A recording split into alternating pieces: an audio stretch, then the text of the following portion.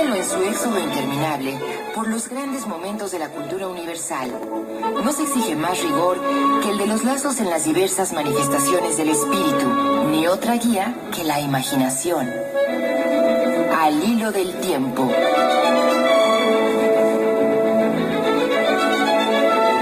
Amigos, muy buenas noches. Bienvenidos a otro programa de Al hilo del tiempo. Vamos a reanudar nuestra consideración, que tendrá que ser forzosamente ligera. No se trata de un curso académico universitario ni nada por el estilo, sino simplemente un acercamiento, una panorámica del pensamiento de Platón, cuya importancia ya es innecesario subrayar, dado pues el enorme influjo que ha tenido en todas las actividades humanas, sobre todo de Occidente.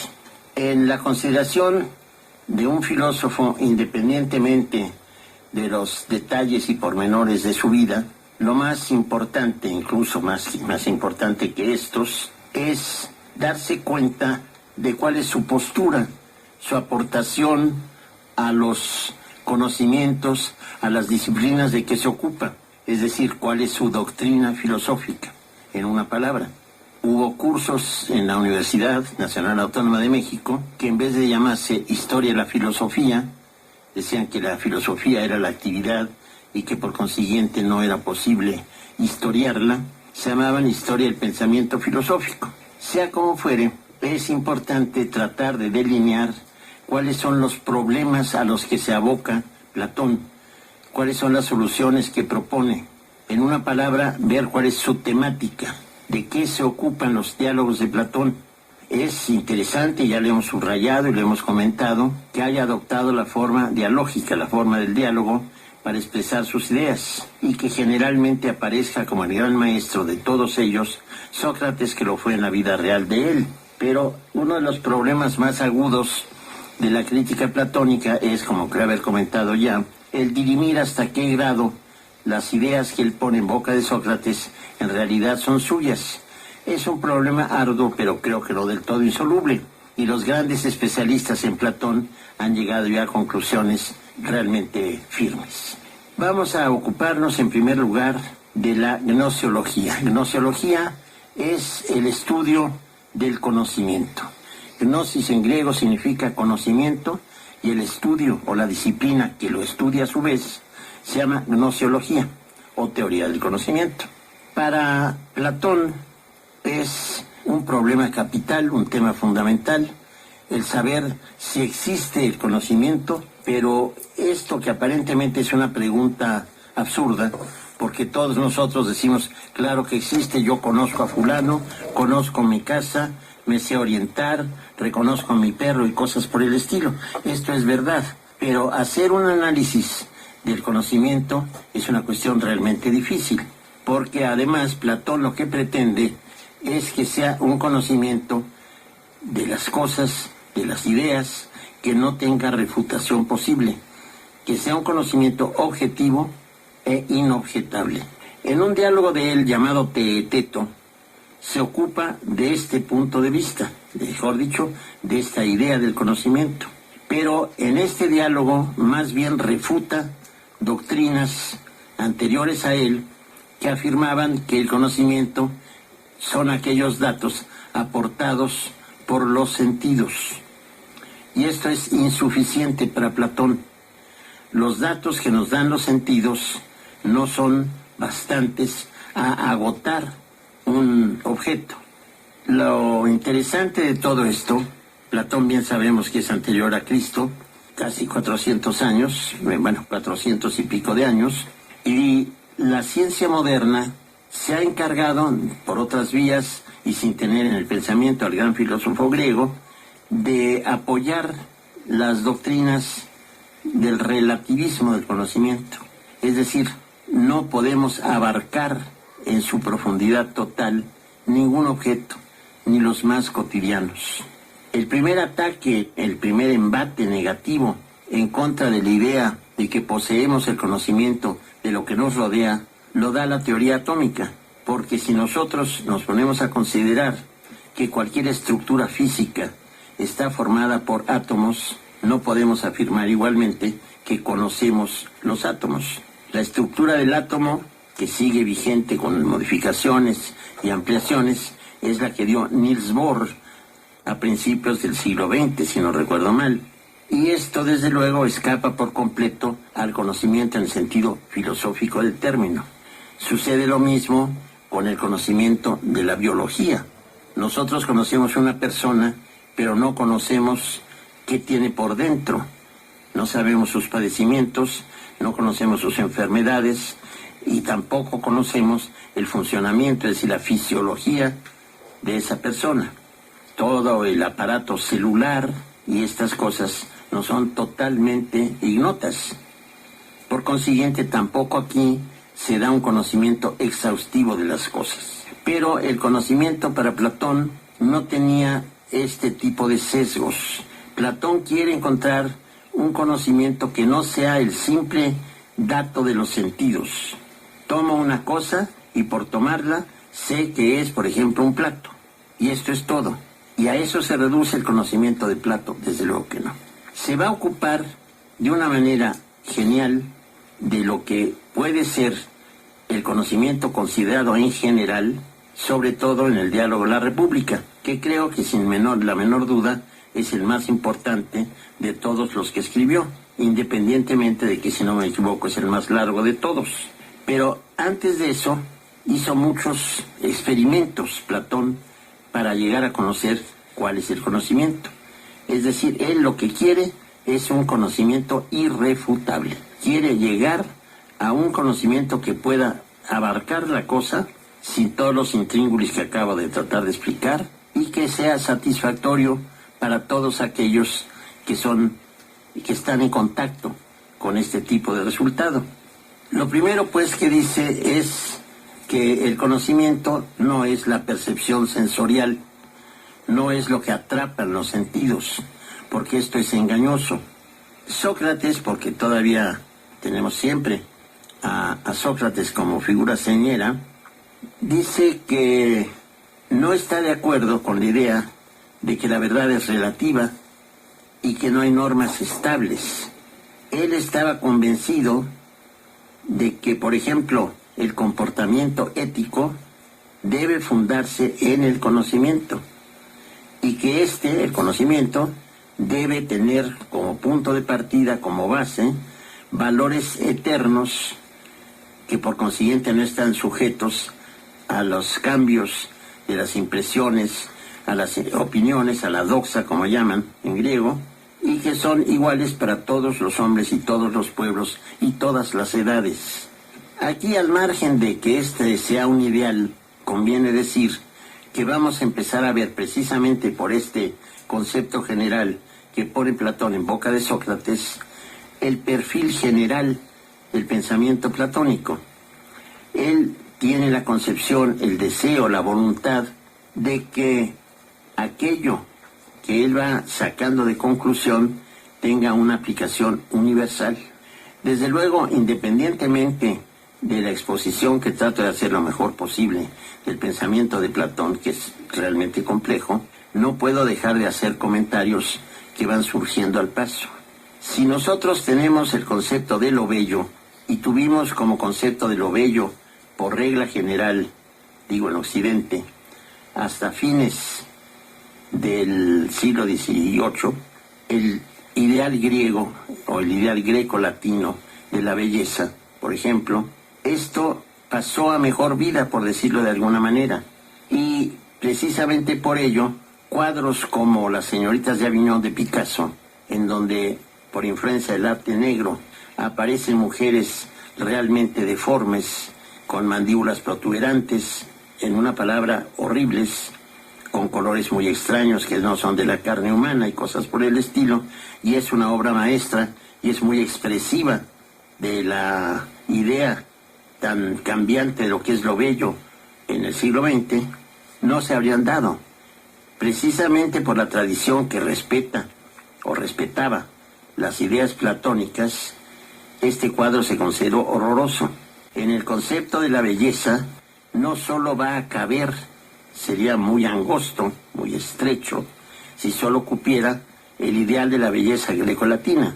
¿Cómo entonces puede considerarse que los negros o los asiáticos tienen otro tipo de belleza? ¿Cómo podríamos entender dentro de los valores éticos y dentro de los valores estéticos el comportamiento de pueblos tan remotos a nosotros?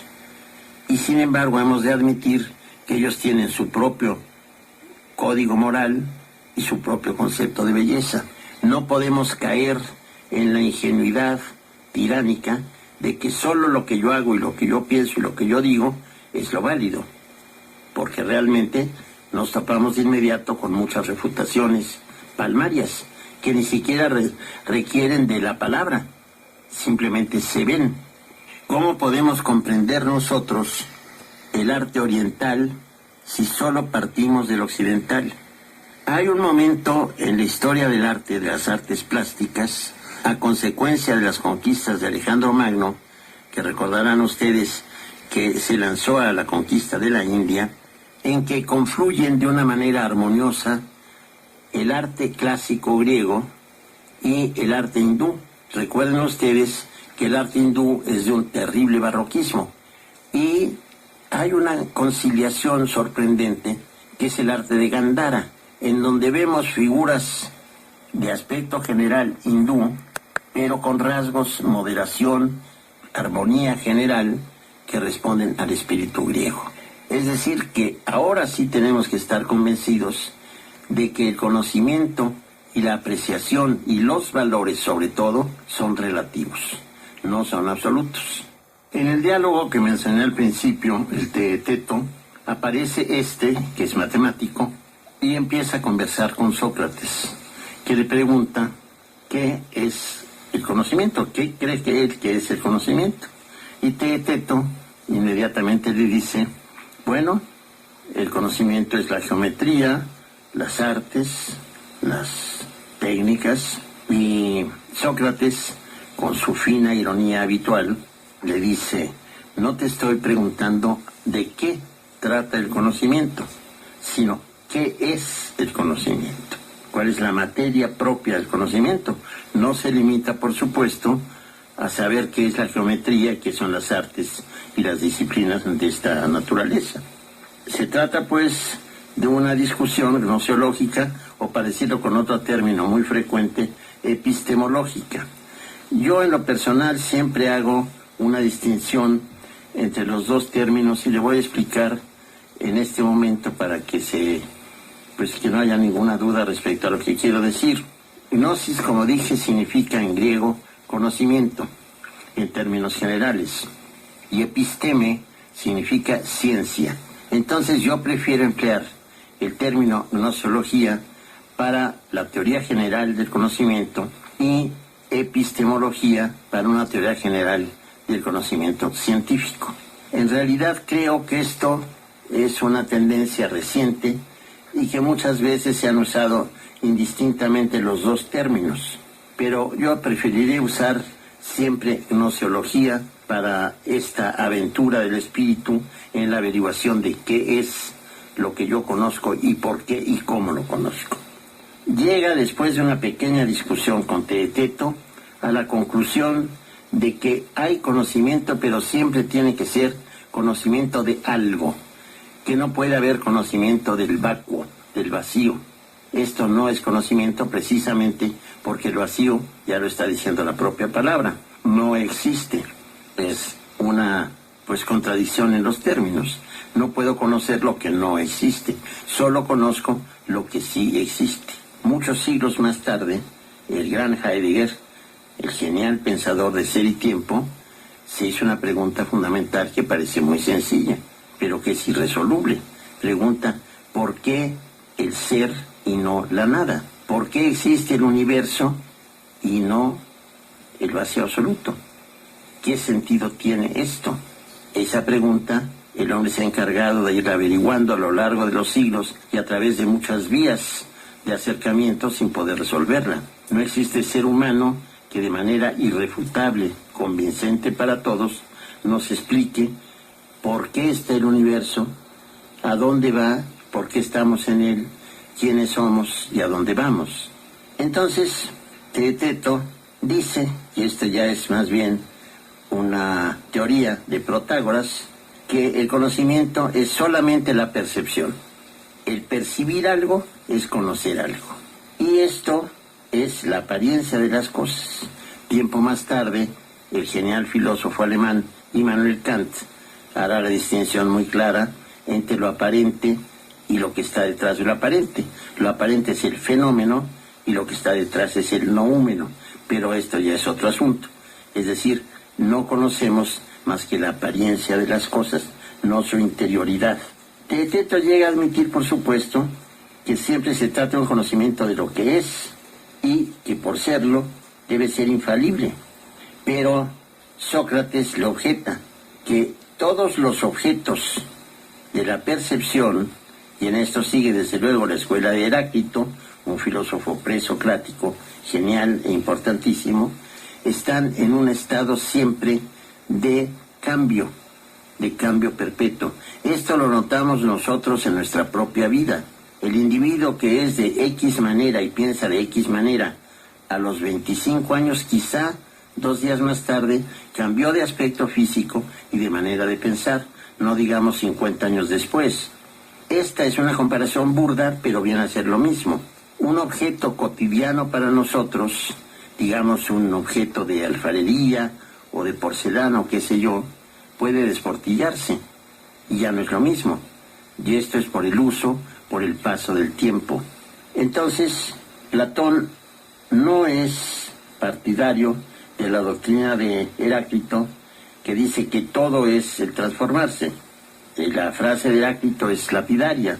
Dice, tapantari kiuden meni corporimos patir panton, que quiere decir, todas las cosas fluyen y nada permanece, y la guerra es padre de todas las cosas.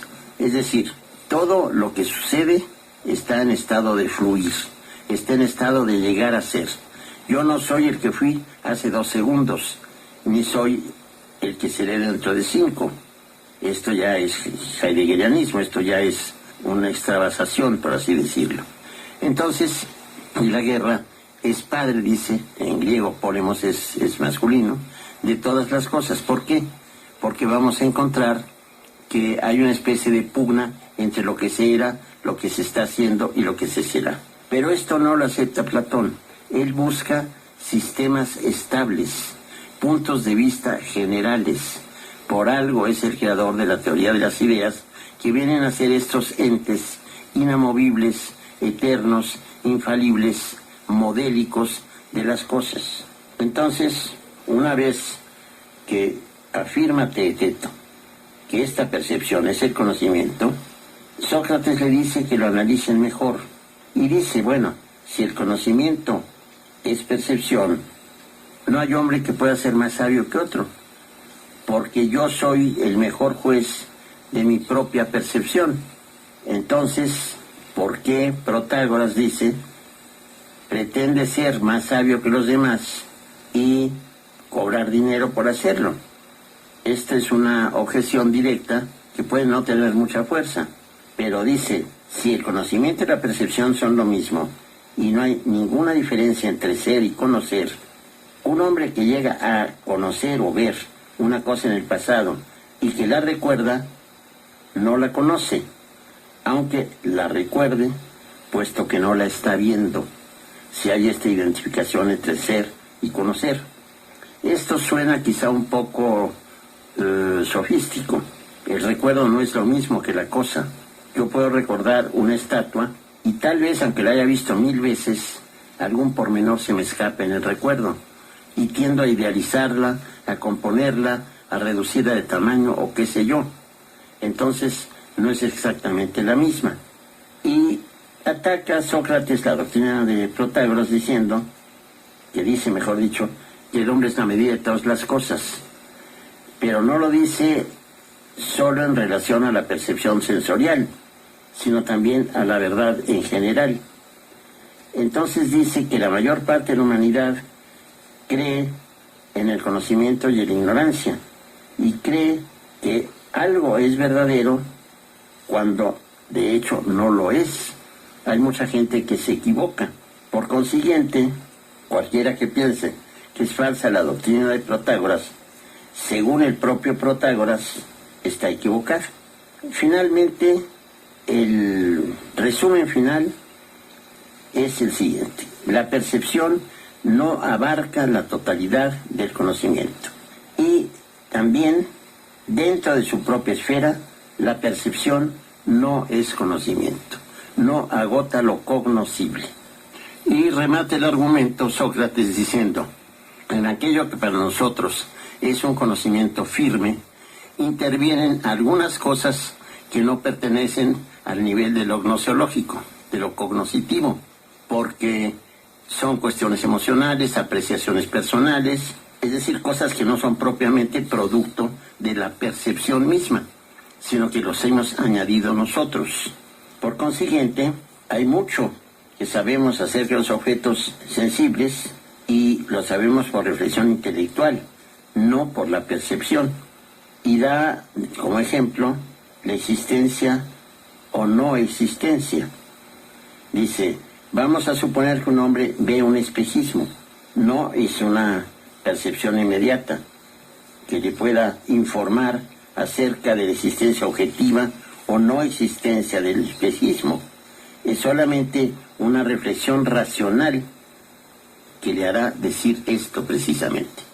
Sigue la discusión y el intercambio de puntos de vista entre Sócrates y Teeteto, y esgrime como argumento entonces Teeteto, ya derrotado en lo que ha dicho hasta ese momento, que el juicio es el factor del conocimiento, pero fácilmente lo refuta Sócrates al ponerle casos pues realmente muy evidentes. Yo puedo juzgar de una manera que es errónea, y en casos ya espinosos de cuestiones jurídicas, por ejemplo, se puede condenar a un inocente por decir simplemente esto, porque las evidencias, las pruebas, mejor dicho, en su contra, pudieron más en el ánimo de quienes lo juzgaron que aquellas que obraban a favor suyo, y realmente se pudo condenar a un inocente.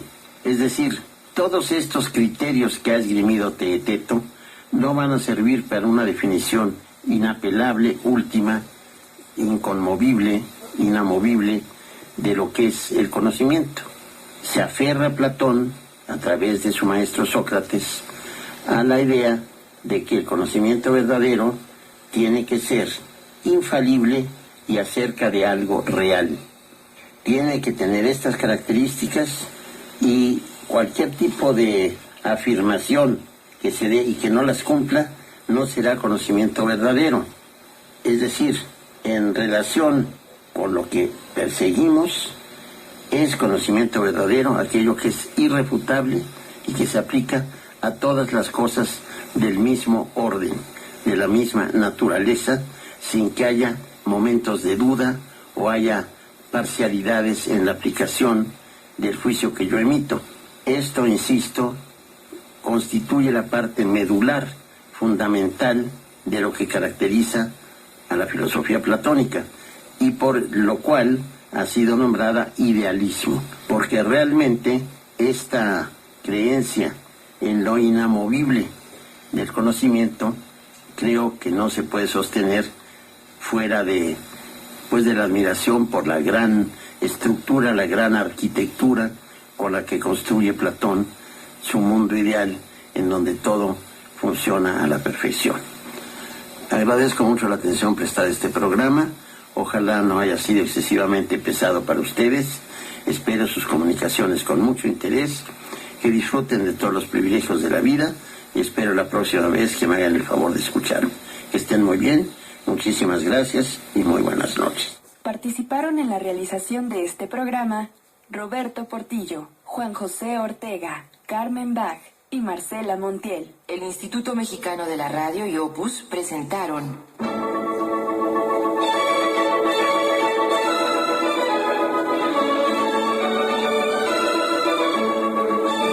Al Hilo del Tiempo, un programa de Ernesto de la Peña.